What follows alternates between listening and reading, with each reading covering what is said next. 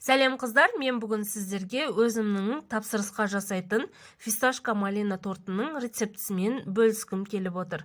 Видеоны тамашаламас бұрын менің арнама жазылып, лайк басып, комментарий жазып кетуді ұмытпаңыздар. Ең алдымен бисквитін дайындап алу үшін бізге 100 грамм сүт, 70 грамм сұйық май және де 40 грамм фисташковый паста қажет болады. Фисташковый пастаны кез келген кондитерлік дүкендерден таба аласыздар. Және де қалауларыңыз бойынша жарты шай қасығында краситель, яғни бояуыш қоссаңыздар болады. Барлығын біркелкі етіп араластырып, блендердің көмегімен біріктіріп аламыз. Мінекей түсі өте керемет әдемі болып шығады. Енді құрғақ заттарымызды араластырамыз. Електен өткізілген 210 грамм ұнымызға 7 грамм қамыр қопсытқышын салып, бір араластырып, шетке алып қоямыз. Енді таза құрғақ ыдысымызға 4 дана жұмыртқамызды шағып салып аламыз.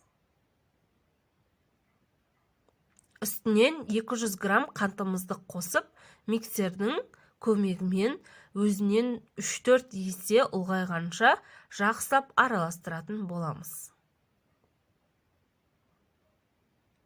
Массамыз өте пышный, әппақ болуы қажет. Сонда біздің бисквитіміз үлпілдек және де биік болып шығады.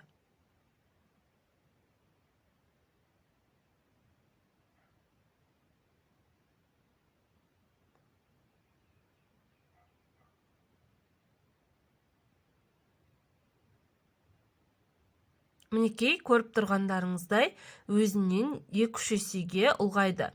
Енді фисташка қосылған массамызды аз-аздан құйып араластырып, ұнымызды бір ас қасығынан сала отырып, миксердің төменгі жылдамдығында араластыратын боламыз.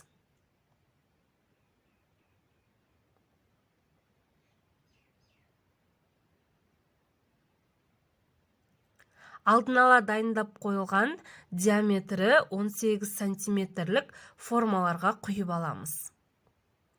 Духовкамызды бұл уақытта 180 градусқа қыздырып қойған болуымыз қажет. Осылай теңдей етіп екі формаға құямыз. Және де қызып тұрған пеште дайын болғанша пісіріп аламыз. Енді ортасына салынатын начинкамыз, яғни малиновый конфиді әзірлейтін боламыз. 8 грамм желатинге 50 грамм су құйып, 30 минутқа бөлме температурасына қалдырамыз. 30 минуттан соң бөлек ыдысымызға 250 грамм малинамызды, үстінен 60 грамм қантымызды, 20 грамм суымызды қосамыз және де газдың орта отына жіберетін боламыз. Осылай үздіксіз араластыра отырып қайнатамыз. Қайнап болған соң тағы да 5 минутқа газде қалдырамыз. Бізде малинаның қышқылдары кетуі қажет. Енді кішкене ғана суытып, ісінген желатинімізді құямыз. Және де 16 диаметрлік формаға астына осындай пленка салып, бір түнге морозильникке жібереміз. Мінекей, бисквиттеріміз дайын. Бисквиттерімізді де суытып, формадан ажыратып, бөлме температурасында кем дегенде 4 сағатқа қалдырамыз. Пищевой пленкамен орап қойсаңыздар өте жұмсақ болады. Мен сол күні дайындадым, сондықтан сол уақытта бөліп дайындауға кірістім. Осылай шеттерін пышақтың көмегімен кесіп алып, жіп өткізсеңіздер өте жеңіл кесіледі. Ал енді кремін дайындауға кірісеміз. Ол үшін бізге 300 грамм творожный сыр қажет болады. Бір миксерлеп аламыз және де 180 грамм қант ұнтағын салып, іртіктерін кетіреміз.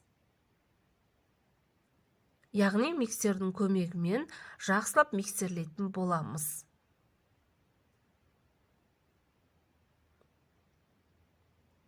Осылайынан бірігеді, біріккен кезде салқын кілегейімізді құямыз. кілегейіміз бен творожный сырымыздың температурасы бірдей болуы қажет.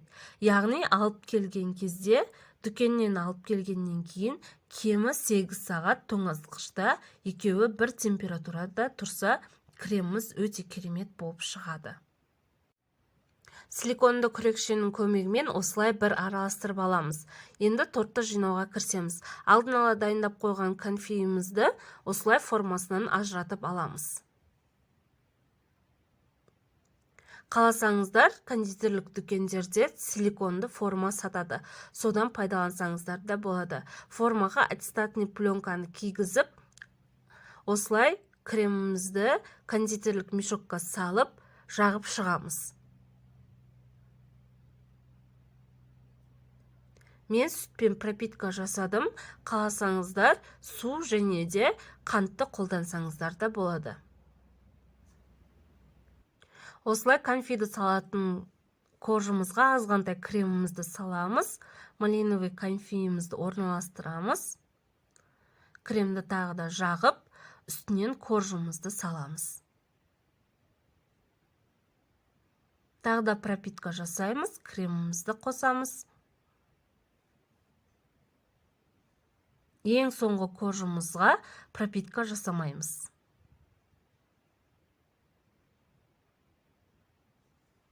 Осылай кремімізді жағып, бетіне пленка жауып, не болмаса пленка кигізіп, кемі 12 сағатқа тоңазытқышқа жібереміз. Сол уақытта біздің конфетіміз кішкене еріп, өзінің формасын ұстайтын болады. Ал енді үстін әсемдеуге кірісеміз. Өздеріңіздің қалауларыңыз бойынша творожный сыр намазды деген крем дайындасаңыздар болады. Мен өзімізге дайындағандықтан өзінен артылған кремдерді осылайнан жағып шықтым. Барлығын бір тегіс етіп, осылайнан түзулеп шығамыз. Бисквиттен артылған корждарды блендердің көмегімен үгітіп алдым. Және де А4 қағазды осылайнан ортасынан кесіп, кіргізіп шықсаңыздар болады. Және де үгітілген коржымызды осылай шет-шетіне жағып шықтым.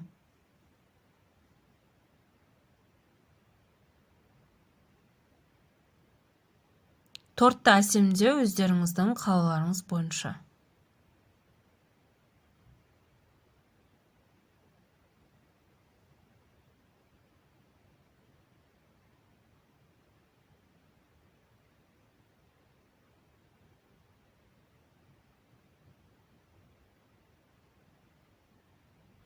Осылайнан жеңіл тазалап алсаңыздар болады. Қазақстан шоколадын кондитерлік мешокқа салып, ыстық суға ертіп алып, кішкене суытасыздар, сосын осылай надпис жазып шықсаңыздар болады. Менде қатырылған малиналар, свежий малинаны қолдануға кеңес беремін, өйткені қатырылған малиналар еріген кезде суы бөлініп кетеді. Егер де тапсырысқа жасасаңыздар, міндетті түрде свежий малина қолданыңыздар. Мінекей, бізде осындай өте әдемі торт дайын болды. Мінекей, ішкі көрінісі, ішкі жағынан да өте әдемі, ерекше дәмді болып шығады. Жақындарыңызды осындай торттармен қуантыңыздар. Астарыңыз дәмді болсын.